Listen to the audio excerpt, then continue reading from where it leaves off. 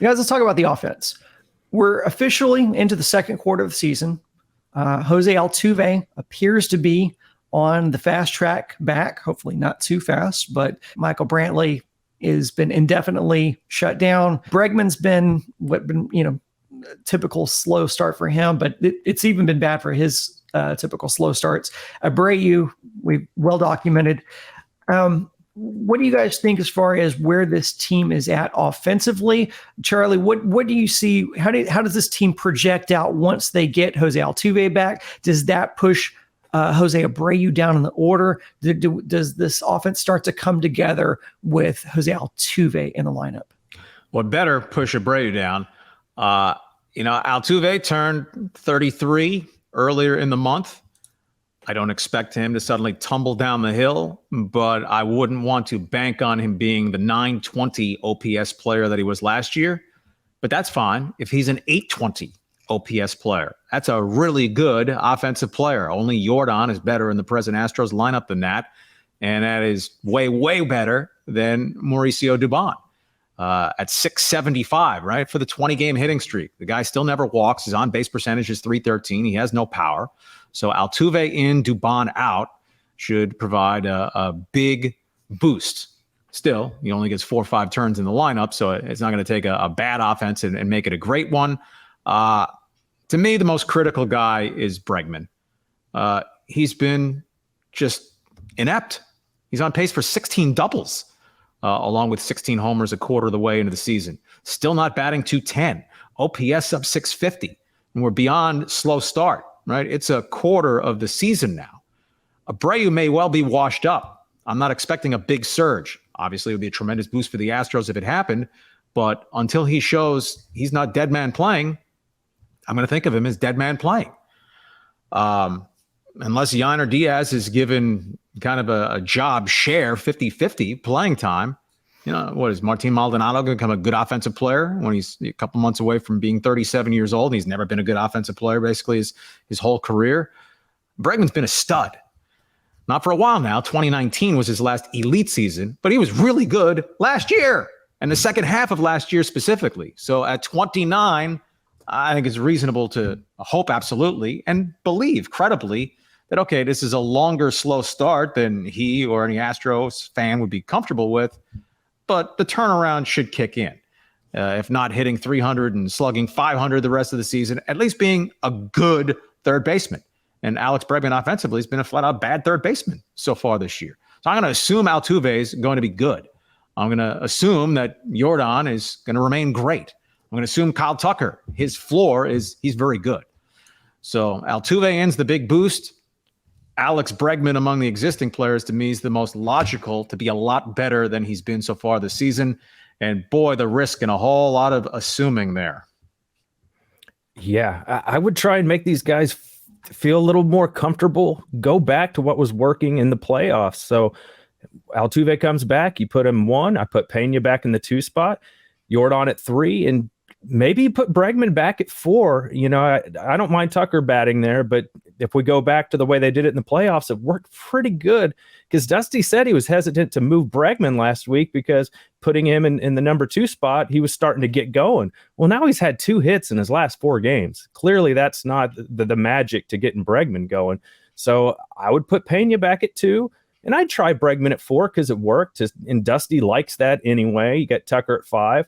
But I'm not going to argue with somebody if they want to bat Jordan and Tucker back to back. I'm fine with that. But that also pushes Abreu down to where he's hitting like 6th or something like that to give you some better hitters at the top of your lineup. So that's what I would do. Try and get them comfortable back in the swing of things. Maybe it'll click. It's worth a shot. And unfortunately, I think you view it as Michael Brantley's done. Yeah. You hope you don't hear he needs another shoulder surgery or he's end of career Jeff Bagwell where it's just not functional anymore. But he's the $20 bill you find in the street if he's able to get healthy and on top of that, be productive, having just turned 36 years of age. So, they're just a couple of bottles shy of a 6-pack or I guess a 9-pack in terms of lineup depth potential. You think back to Brian McCann would hit 8th, sometimes 9th. In 2017, the top to bottom depth of the 2019 lineup. Last year's lineup certainly still very good. They just don't have that this year. How does this center field job share shake out? They still don't have anyone that if Jordan is playing left field, you're saying, oh, that's a logical DH. I mean, David Hensley still getting a game here or there. Corey Julks, love the story, love how he plays, but the overall numbers simply are not good. So whether there is a bat to be acquired or Bregman takes off, Altuve comes back, and suddenly you have at least 4 solid guys at the top of your lineup. And I'm fine with Josh's idea of dropping Pena in the 2 spot when Altuve gets back. I'm going to throw the wild card out. It would seem unlikely, but Drew Gilbert, promoted from A to Corpus, he's off to an all right start at Corpus. If he has a real hot month and the Astros are still hunting peck in terms of filling out the lineup or what you're going to do in center field or DH on a given day. First round pick last year, college guy. Drew Gilbert's 22 years old. He's about 100 days younger than Julio Rodriguez. He is older than Corbin Carroll, the phenom, little left-handed hitting, left-handed fielding outfielder with the Arizona Diamondbacks. If Drew Gilbert goes off in Double-A, he's 22, he's not 18, I'd give him a shot. And if it turns out, all right, he's a little over his head, but you look in the history of the game and just in Astros history, Correa, Altuve, Bagwell, Cesar Cedeno, Joe Morgan, most of the truly special ones get a shot. They don't all dominate from the jump. But if Gilbert can be that young energy boost type guy, an on-base percentage guy, a left-handed bat, you could drop him in behind Altuve or even give you some speed, turn over the lineup toward the bottom. That could be a lightning bolt. It's overly ambitious, certainly not to be relied upon as a second half of the season option. But if nothing better is coming along in the meantime, that is one guy I would encourage. Meritocracy, the word was used earlier. Give the guy a shot at 22. You just look, and I'm not saying, hey, Gilbert's a Hall of Famer waiting to happen, but most big-time players in the history of the game, they're in the majors at 22. All kinds of exceptions. Lance Berkman as a college guy didn't get here till 23. George Springer was shackled in the minors till he was 24 and a half. But the great percentage of special players belong in the majors by the time they're 22. Well, Drew Gilbert's 22. And Gilbert was someone who Dana Brown called out before the season started and said, he challenged him to, hey, make a push for this squad, and depth may be a reason in which he is pushing. But yet you mentioned the promotion to Double-A. Dearden's still out there as well. Justin Dearden's still out there. His OPS is up to 867. Getting back to, kind of the guys who are on the team now, I found it interesting. You mentioned Diaz and kind of the playing time, Charlie. What I found interesting was when JP France got brought up, I thought, okay, well, here's an opportunity to have Dusty has a built-in excuse to use Diaz twice through the lineup now, or twice through the rotation, because you've got 2 young guys who have worked with Diaz in the minors. And so I thought this is a perfect built-in excuse.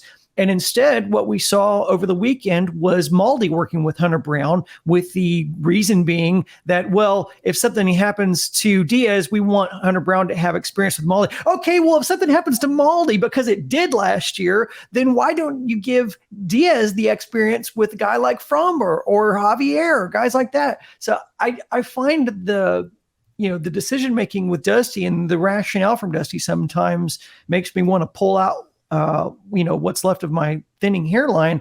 And I think, why is a guy like Salazar getting reps? When you're struggling to put wins together, you're struggling to win. You've lost 3 out of your last 4 series against teams who you probably should be beating right now. Like, why is Salazar getting reps? And I know, look, if it's not about winning, these games on a day-to-day basis, it's about building for the future, looking at the big picture. I get that.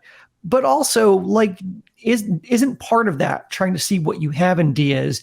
And I find it just so interesting. It seems Dusty so opposed to seeing what you have in Diaz. And I don't know whether that's just because he's intentionally throttling his development because he wants to bring him along slowly and not too much on his shoulders.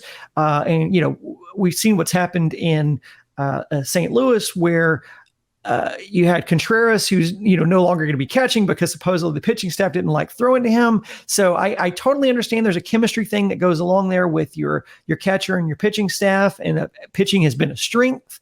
And Dusty looks to Maldi as Charlie, as you called him, pitching Yoda behind the plate, and so he doesn't want to necessarily mess with that. But my goodness, if there was ever an excuse to give Diaz an additional day in your day to day, it would be because you brought up JP France. So it is interesting that they didn't do that. Instead, he's going to just do his one time through the rotation. Diaz, he's going to do his one time through the rotation. That has been the case throughout the entire season.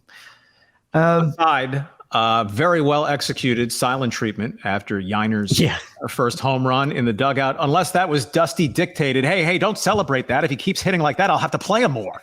Their earned run average, and it's still small sample size, especially for Diaz. But going into the Cubs series, through the first quarter of the season, the Astros ERA when Yiner catching 2.70, when Maldonado catching 3.42. Machete has thrown out 3 of 14 attempted base stealers. Yiner's gunned down 6 out of 11. He should be playing more. He should be playing, frankly, I think at least half the time. And if by performance it tilted 2/3 Yiner's way, I'd be fine with that. There is zero evidence. We know the pitchers love pitching to Maldi. I'm unaware of anyone thinking, boy, that Diaz is a clown back there. Or if I bounce one, he's not going to block it. Oh, yeah, Maldonado's the guy who leads the league in pass balls. And fully with you on Salazar. Great story for a guy to get to make the major league club. That is his participation badge. He's collecting $4,000 per game to be the third catcher, break glass in case of emergency. That's the only time that Salazar should be starting. Yeah. To me, it's just Groundhog Day, guys. I mean, every regular season, I'm scratching my head at so many of Dusty's decisions. And then in the playoffs, he seems just to have the golden touch, with relievers and playing guys. And I mean, the DH last year notwithstanding, nobody was hitting out of the DH spot for the Astros, but it's something about the regular season versus the postseason with Dusty, and it changes my opinion. So it's hard for me to be super critical of him when I've seen what he can dial up in the postseason, but this team's kind of teetering. So they got to maximize these wins while they're waiting for some guys to get healthy. Yeah. What's funny is, and I wasn't going to talk about this in the podcast, but I think I will now. We've talked about it before. AJ Hinch looked like a genius when he was running out the 2019 Astros, but put him on the Detroit Tigers, he looks a lot more like a man. It looks like a regular dude. And so how much of Dusty, how much do we give credit to Dusty, for making great decisions? I mean, he certainly seemed to have his finger on the pulse on the bullpen specifically, knowing when to go pull his guys, when to use Abreu, and even the year before in 21, when to use Graveman. I thought was really smart. Like the times in which he used him, it wasn't necessarily about the inning; it was the part of the order they were in, and I thought that was great. I really I liked how he handled the bullpen in that era. But when guys are going out, when you're getting a performance out of Presley the way you were getting last year, he was smart enough to know this is the guy I'm going to lean on. So I will give Dusty credit for that. Again, when a guy's out there that's struggling at the level of Jose Abreu, it makes everyone in the organization look bad, even guys who are marginal employees, including Jeff Bagwell. So this is part of the show where I pose a question, everyone gets a chance to answer. So if you're watching this on YouTube, be sure to put your answer in the comment section and participate with us. Guys, we have covered this on Sports Map over the past couple of weeks. A lot of smoke building around a certain James Harden coming back to the Rockets. And I know this is an Astros podcast, but I feel like Harden's names transcend sports. And so we can kind of do a crossover here, at least for the bottom line question of the week. So my question is this. If Harden does make a return to Houston, if he's brought back, if Jose Abreu keeps performing at this trajectory, which guy do you think is going to get more hate in this in this town? Do you think it's going to be James Harden or Jose Abreu? How about elimination games? James delivering in spades again in Game 7 for the Sixers. I'm going to go. That's an interesting question. I was inclined to say it's Abreu because if the Astros, oh my goodness, somehow aren't even in the postseason, or it's a brief stay, they don't make it a 7th consecutive American League Championship Series appearance, Abreu is going to be a foremost sign of the decay. Though his role on the Astros, 1 batter out of 9 in the lineup, not as substantial as James Harden dominating the ball as 1 of 5 Rockets on the court. Do they really want him back? Is that what you want as a defensive work ethic, 34-year-old lifestyle mentor to all the young guys on the Rockets? I know. I digress again. And until the Rockets get competent, unless they win that lottery Tuesday night, interest level in the Astros is just so vastly, vastly greater than it is in the Rockets. I'm going to go with Abreu. I could go either way, but just to be a little different, a lot of Houston fans already have an opinion on James Harden that's not super positive. And that's before he even comes back. So if we don't see them get any better, we see some of these young guys not develop like we thought. Yeah, I think, and I mean, people are already trashing Harden today for what Charlie was just talking about. So yeah, I'll go with James just because I think a lot of Houston fans are already out on him before he even makes his return. I'm going to say Harden as well, and I'll tell you why. Because Harden playing, there's an expectation that he's going to play. So if he performs bad, he solely is kind of a lightning rod. And Josh, you talked about it. There's a history there. Whereas Abreu playing you can point to a lot of different people.